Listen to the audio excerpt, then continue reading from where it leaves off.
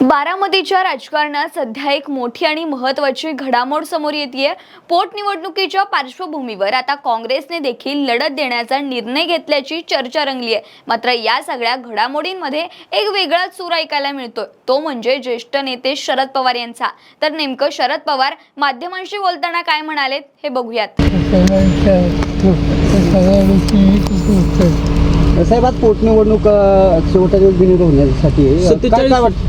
सत्तेच्या उमेदवारांचा पहिल्यांदाच बारामतीच्या हा छोटे साहेब काय म्हणाले की हे वरिष्ठ पातळीवर निर्णय झालेला आहे, त्यामुळे मी काय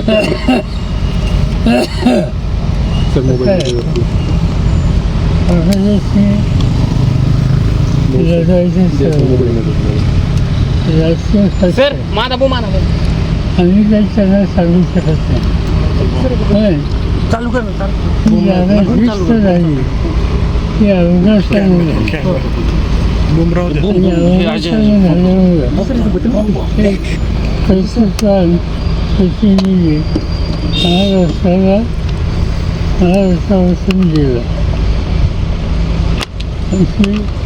मला विचारलं तुम्ही काँग्रेसचा सल्ला दिली या